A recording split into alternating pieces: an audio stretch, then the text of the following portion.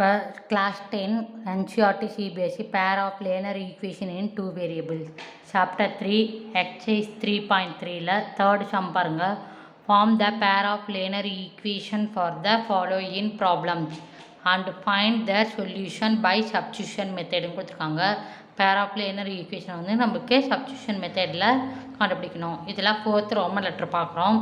The taxi charge in a city consists of a fixed charge together with the charge for the distance covered அப்படின்னு கொடுத்துருக்காங்க. For a distance of 10 km the charge paid is 105 and for a journey of 15 km journey வந்து 50 km அப்படின்னா charge paid வந்து 155ன்னு சொல்லியிருக்காங்க. அப்படின்னா what are the fixed charge, அப்போ fixed charge எவ்வளோ இருக்கும், அதோடைய பர் கிலோமீட்டருக்கான சார்ஜ் எவ்வளோ இருக்கும் அப்படின்றத சொல்கிறாங்க. How much does a person have to pay for travelling a distance of 25 km அப்படின்னா நம்மளுக்கு பர் கிலோமீட்டருக்கான சார்ஜ் எவ்வளோன்னு தெரிஞ்சால் அப்போ 25 km சார்ஜ் வந்து எவ்வளோ இருக்கும் அப்படின்றத கேட்குறாங்க. அப்போ ஒரு பர்சன் வந்து ட்ராவலிங் பண்ணணும், 25 km ட்ராவல் பண்ணால் அவனுக்கு எவ்வளோ அமௌண்ட்டு செலவாகும், பே பண்ணணும் அப்படின்றத கொஷின் கேட்டிருக்காங்க. ஃபர்ஸ்ட் நம்ம இதை என்ன பண்ணுவோம்னா, the taxi charge in a city consist of a fixed charge together with the charge for the distance covered அப்படின்னு கொடுத்துருக்காங்க. இதை எப்படி ரைட் பண்ணுறோம் அப்படின்னா லேட்டுன்னு எடுத்துக்கோங்க. இதில் என்ன கொடுத்துருக்காங்கன்னா taxi charge in a city consist of a fixed charge. அப்போ ஃபிக்ஸ்டு சார்ஜ் டாக்ஸியோட ஃபிக்ஸ்டு சார்ஜ் எவ்வளவு அப்படின்னும்போது அதை எப்படி ரைட் பண்ணணும், the fixed charge of taxi, fixed charge of taxi equal to x rupee அப்படின்றத எடுத்துக்கிறோம். சரி, அடுத்த கொஷின் என்ன கேட்டிருக்காங்க, together with the charge for the distance covered, the charge for the distance covered எவ்வளோ இருக்கும், charge for the distance covered எவ்வளோ இருக்கும் அப்படின்னா அதுவும் நமக்கு தெரியாது. ஸோ ஒய் கிலோமீட்டர், டிஸ்டன்ஸ்னால் நம்ம கிலோமீட்டரில் வரும் இல்லையா, ருபி பர் கிலோமீட்டர் அப்படின்னு இருக்கும். அப்போ என்ன பண்ணுவோம், சார்ஜ்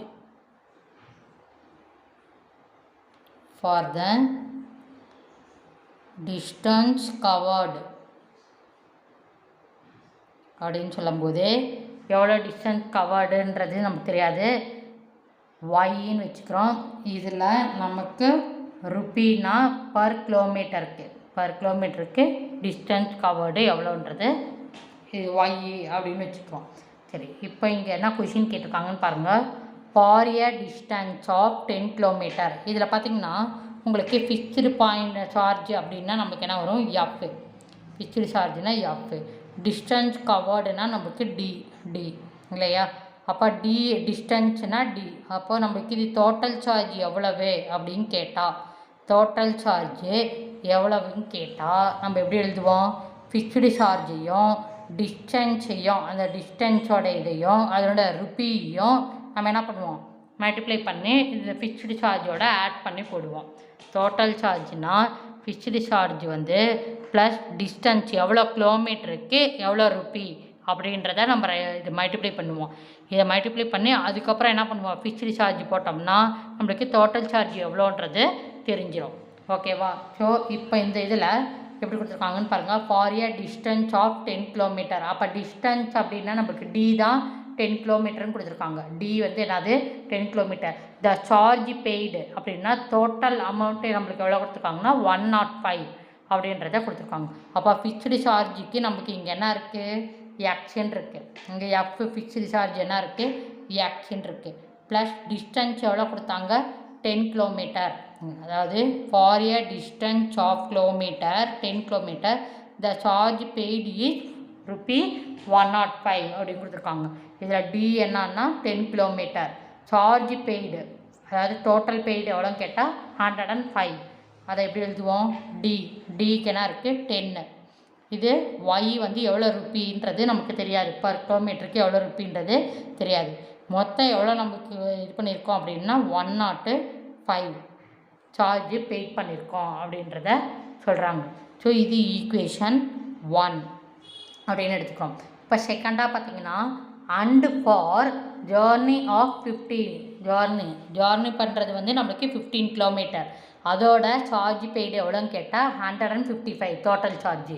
அப்போ ஃபிக்ஸ்டு சார்ஜ் எவ்வளோன்னு தெரியாது, அது ஜேர்னி எவ்வளோன்னு கேட்டால் 15, ஜேர்னி டிஸ்டன்ஸ் எவ்வளோன்னு கேட்டால் 15 கிலோமீட்டர், அதோட பர் கிலோமீட்டருக்கு ரிப்பி எவ்வளோன்னு தெரியாது. ஸோ ஒய் ஈக்குவல் டு டோட்டலாக எவ்வளோ பெய்ட் பண்ணாங்க அப்படின்னா 155 பெய்ட் பண்ணியிருக்காங்க, சார்ஜ் பெய்ட் பண்ணியிருக்காங்கன்னு சொல்கிறாங்க. ஓகே, இப்போ இந்த 2 ஈக்குவேஷனை வச்சு எப்படி நம்ம சப்ஸ்டியூஷன் மெத்தடில் இந்த ஆக்சுவல் ஒய்ன்றது ஃபிக்ஸ்டு சார்ஜையும் டிஸ்டன்ஸோட ருப்பியும் கிலோமீட்டரையும் எப்படி நம்ம கண்டுபிடிக்கணுன்றதை பார்க்கலாம். ஃப்ரம் 1 அப்படின்றத எடுத்துக்கிறோம். ஓகேவா, 1 ஃபஸ்ட் ஈக்குவேஷன் அப்படின்னு எடுத்துக்கிட்டால் இங்கே என்ன பண்ணுவோம்னா நம்ம எக்ஸோட வேல்யூவை அப்படி வச்சுக்கலாம். இந்த இதை X plus 10y equal to 105 இருக்கு இல்லையா, இந்த ஃபஸ்ட் ஈக்குவேஷனாக இது எப்படி எக்ஸ் கண்டுபிடிக்கிறோன்னா எக்ஸ் ஈக்குவல் டு 105, இந்த 10y வந்து ஈக்குவல்ட்டுக்கு இந்தாண்ட போயிடுச்சுன்னா -10y அப்படிங்குவோம். இதுதான் வந்து எக்ஸோட வேல்யூன்றது. இது தேர்ட் ஈக்குவேஷனாக நம்ம வச்சுக்கிறோம். ஓகேவா, சப்ஸ்டியூஷன் மெத்தடுக்கு எக்ஸ் அப்படின்னு வச்சுக்கிட்டா 105 மைனஸ் 10y இது தேர்டாக வச்சுக்கிறோம். இப்போ இதிலேருந்து நம்ம எப்படி போகிறோன்றது இப்போ substitution X value in second equation X plus 15y equal to 155ன்னு கொடுத்துருக்கோம். இப்போ எக்ஸ் வேல்யூக்கு என்ன அப்படின்னா நம்ம இங்கே தேர்ட் ஈக்குவேஷனில் கண்டுபிடிச்சிருக்கோம் 105 மைனஸ் 10y, எக்ஸோட வேல்யூ என்னென்னா 105 minus 10y plus 15y equal to 155. இப்போ ஒய்யை நம்ம என்ன பண்ணலாம், சப்ராக்ட் பண்ணுறது பண்ணிக்கலாம். -10 ப்ளஸ் 15 அப்படின்னா 15ல் 10 போயிடுச்சுன்னா 5. இப்போ இங்கே என்ன இருக்கும், ப்ளஸ் சிம்பிள்ஸ் தான் வரும், ஏன்னா பிக் நம்பரோட சிம்பிள் என்ன ப்ளஸ்ஸு.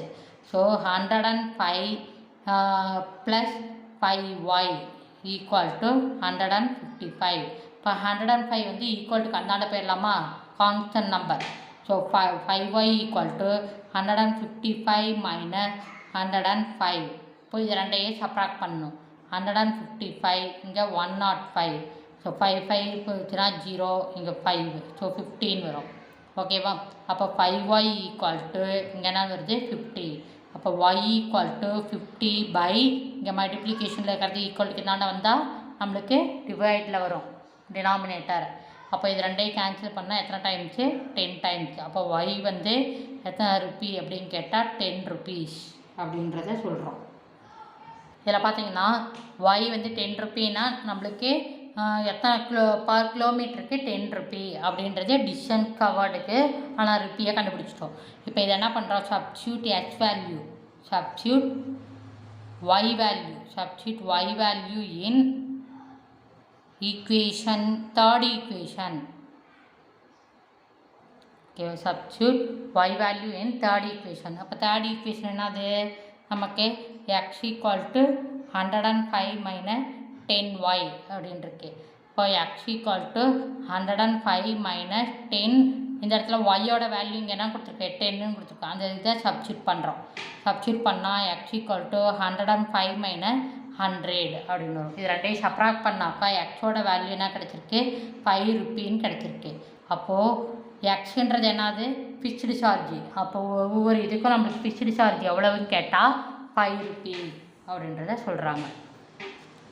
இப்போ இதில் பார்த்தீங்கன்னாக்கா உங்களுக்கு ஃபிக்ஸ்டு சார்ஜ் எவ்வளோ கொடுத்துருக்காங்கன்றதை நம்ம எழுதிக்குவோம். ஃபிக்ஸ்டு சார்ஜ் எவ்வளவு 5 rupee.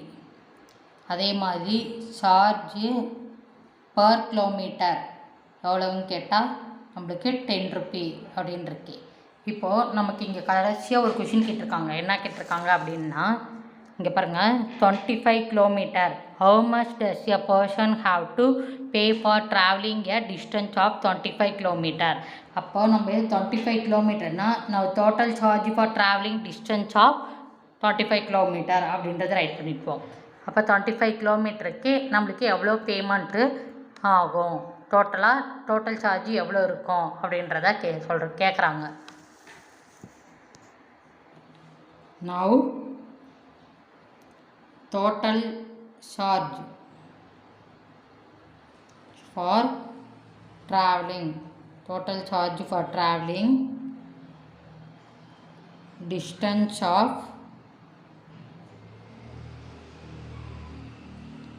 25 kilometer.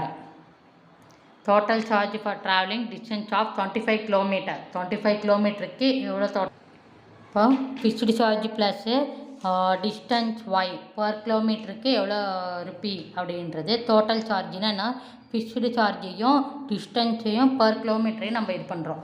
இப்போது டிஸ்டன்ஸு எவ்வளோ ருப்பி அப்படின்னு கொடுத்தாங்கன்னா எங்கே கொடுத்துருக்கு, ஃபிக்ஸ்டு சார்ஜ் வந்து 5 ருப்பி, சார்ஜ் பர்சன் கிலோமீட்டர் வந்து 10. இப்போ ஃபிக்ஸ்டு சார்ஜ் வந்து நம்மளுக்கு என்னென்னா எக்ஸு, பர் கிலோமீட்டருக்கு ஒய்ன்னு எடுத்துக்கோம், டிஸ்டன்ஸ் வந்து 25, இது டோட்டல் சார்ஜின்னு சொல்கிறோம். ஆனால் ஃபிக்ஸ்டு சார்ஜ் நம்ம என்ன கண்டுபிடிச்சோம், 5 ருப்பி அப்படின்றத கண்டுபிடிச்சிருக்கோம்.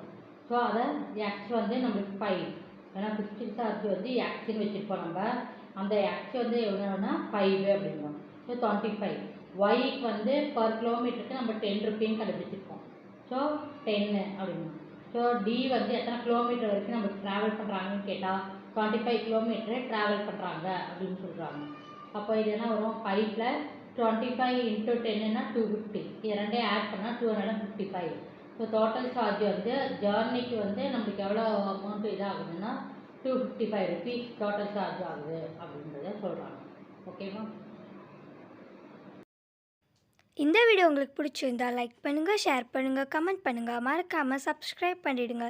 கூடவே அந்த பெல் பட்டனையும் கிளிக் பண்ணிவிடுங்க. அப்போ தான் நாங்கள் போடுற அடுத்தடுத்த வீடியோஸ்க்கான நோட்டிஃபிகேஷன் உங்களுக்கு உடனே வந்து சேரும்.